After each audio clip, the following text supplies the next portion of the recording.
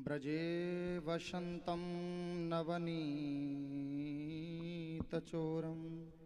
गोपाङ्गनानां च दुकूलचोरं श्रीराधिकाया हृदयस्य चौरं चौराग्रगण्यं शरणं प्रपद्ये। बोलिए श्री बांके बिहारी लाल की। परम पूज्य श्रद्धेय ब्रह्मलीन पूज्य गुरुदेव आज बहुत आनंदित हैं, ऐसा मन की प्रसन्नता बता रही है। और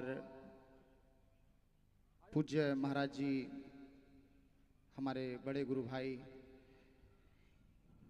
को देखकर ऐसा लगता है कि साक्षात गुरुदेव ही अंतर्भूत हृदय होकर बैठे हैं। आपके मुख से वाणी निकले या आपकी छवि को निहारें तो अब गुरु मूर्ति ही गुरु भाई के रूप में प्रदर्शित होती है। हम सब गुरु भक्त हैं, यहाँ उपस्थित हुए हैं इस दिव्य आयोजन में जो गोपेश्वर महादेव गोपेश्वर कैलाश मठ का जो सुंदर निर्माण किया, आज जो भूमि पूजन हुआ है। प्रायः आपने सभी से सुना होगा कि किसी भी चीज़ की दिव्यता के लिए तन मन धन की जरूरत होती है। प्रायः सभी बोलते भी हैं, लेकिन मैं मन में विचार करा एक बार कि तन से क्या होगा और मन से क्या होगा और धन से क्या होगा। कहीं हम केवल धन से पहुंच जाते हैं तो वो उतना आनंद का विषय नहीं बनता। केवल हम किसी आयोजन में शरीर से उपस्थित होते हैं तो उस आयोजन की शोभा बढ़ती है। शरीर से क्या बढ़ती है? शोभा। और मन से क्या बढ़ता है? उत्साह। और धन से बढ़ती है भव्यता। तो इस आश्रम को भव्य बनाने के लिए, इस आश्रम को भव्य बनाने के लिए, मठ को भव्य बनाने के लिए हमें एक चीज की जरूरत नहीं है। केवल हम धन दे देंगे, भव्य बन जाएगा, हमारे गुरु भाई वहां से भेजते रहें। लेकिन आश्रम को सभी की उपस्थिति और अपने गुरु जी का, अपने गुरु भाई में दर्शन, ये सब हमारे लिए प्राथमिकताएं होनी चाहिए। मैं कोई धर्माचार्य की दृष्टि से नहीं बोल रहा हूँ। मैं एक गुरु जी का छोटा सा शिष्य और अपने गुरु भाई के चरणों में बैठकर कुछ स्वाध्याय करते थे। महाराज जी के पीछे पीछे ही बस रहे हैं और जो भी है। लेकिन इतना भाव जरूर कि सभी को तन से शोभा बढ़ानी है, मन से उत्साह बढ़ाना है और धन से भव्यता। तब तन मन धन का उपयोग दिव्य रहेगा। और इसके अलावा एक चीज की जरूरत और होती है किसी भी चीज को दिव्य बनाने के लिए स्वामी जी, वो है दिव्यता। भव्यता आ गई, उत्साह आ गया, शोभा बढ़ गई, बड़ा अच्छा आयोजन है, बड़े बड़े टेंट लगे हैं, लेकिन सब कुछ है, लेकिन वहां अगर दिव्यता ना हो तब भी आनंद नहीं आता। इस आश्रम में दिव्यता का हमको शिखर खड़ा करना है और वो दिव्यता का शिखर खड़ा करने की पूरी जिम्मेदारी हमारे पूज्य गुरुदेव की है। साक्षात वही दिव्य हैं और वो दिव्यता हमारे गुरु भाई के रूप में गुरु जी प्रकट कर रहे हैं हम लोगों के लिए। सबसे दुर्लभ चीज पता है संसार में क्या है? जो मैं सच्ची कह रहा हूं हृदय से, सबके पास नहीं होती, वो गुरु भाई है।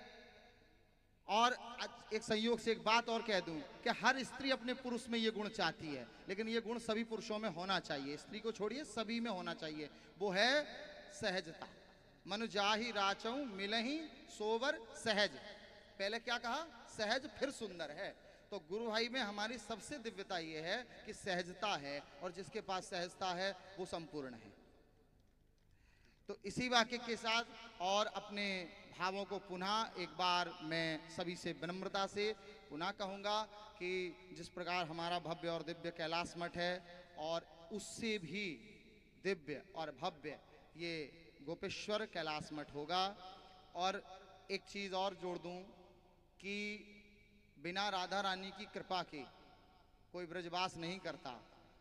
तो आप यहाँ मान मंदिर है पास में राधा रानी का, और बड़ा अच्छा दिव्य मंदिर है। आप लोग आए हुए हैं संयोग से, शायद 4-5 किलोमीटर ही दूर है जाना। वहाँ राधा रानी मान कर बैठ गई थी, आकर माननी हुई थी। अच्छा देखिए, राधा रानी ने मान किया, ठीक है, और गोपेश्वर महादेव भगवान शंकर यहाँ पर जब आए तो वो सब कुछ मान छोड़कर आए।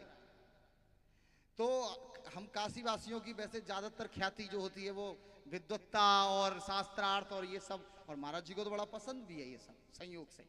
लेकिन ये ब्रज की भूमि में, यहाँ की भूमि केवल केवल क्या चाहती है कि ज्ञान और भक्ति से युक्त, ज्ञान और वैराग्य से युक्त भक्ति की त्रिवेणी का संगम यहाँ होगा।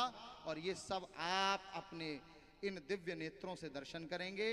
इस भव्य कैलाश मठ, मैं तो यही कृपा करूंगा, प्रार्थना करूंगा भगवान से कि ठाकुर जी की कृपा हो कि ये बहुत शीघ्र बने और जल्दी से हम लोगों को सभी को यहाँ गुणानुवाद गाने का अवसर प्राप्त हो और सब आप सब कथा सुने, क्योंकि ब्रज में कथा सुनने का बड़ा फल है।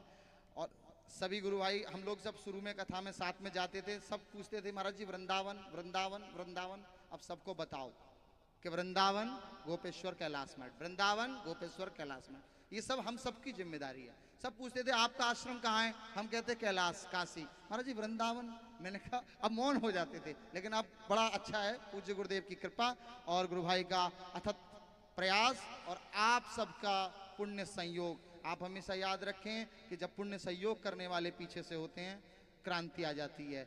अभी तो ये एक चिंगारी है, अभी तो हमें अपने गुरुदेव और अपने आश्रम की अलग हर धाम हर तीर्थ में पहुंचानी है। ये हमारा शुभ संकल्प मन में है। बोलिए वृंदावन बिहारी लाल की। पूज्य गुरुदेव के ही दिव्य मूर्ति स्वरूप गुरु भाई को मैं एक बार फिर पुनः प्रणाम करता हूँ। सभाभ्या सभापति वैष्णवो नमो नमः। बहुत अच्छी बात आपने कही। ये मान की भूमि नहीं है, लेकिन मान मिटाने की भूमि है, क्योंकि राधा रानी ही यहाँ मान करती है और कन्हैया हमारे मनाते हैं। स्वामी जी हमारे पास बैठे हैं, हमारे गार्जियन स्वरूप हैं। पूज्य स्वामी महामंडलेश्वर श्री अनंत देव जी महाराज यहाँ विराजमान हैं। मैं ये कहूँगा, स्वामी जी देवी पुराण पढ़ रहा था तो उसमें आया है कि राधा रानी ही, शिव जी ही राधा रानी है और पार्वती जी ही श्री कृष्ण है। भगवान शिव ने स्वयं पार्वती माता से एक बार कहा कि आज जो आपने श्रृंगार किया है, ओह क्या अलौकिक स्वरूप आपका आया है, मन करता है आपका इस रूप को चुरा लो, आपका इस अनुपम सौंदर्य का आनंद लो। क्यों नहीं ऐसा करता है कि मैं आपका रूप धारण करूं, नारी बन जाऊं। माता पार्वती ने कहा कि ये सौंदर्य नारी में ही हो सकता है, पुरुष में नहीं हो सकता, क्षमा करना। तो बोले मैं नारी बन जाऊं और एक बार आप पुरुष बन जाइए, कहीं भी धरती पर किसी कोने में भी। माता पार्वती ने कहा आपकी प्रसन्नता के लिए मैं ऐसा कर लूँगी। तब उन्होंने नाम दे दिया कि मैं द्वापर में वसुदेव जी के गृह में जन्म लूँगी, मेरा नाम श्री कृष्ण होगा। तब शिव जी ने वचन दिया कि मैं वृषभानु नंदिनी राधा रानी के रूप में अवतार लूँगा, और मेरा ये वचन रहा।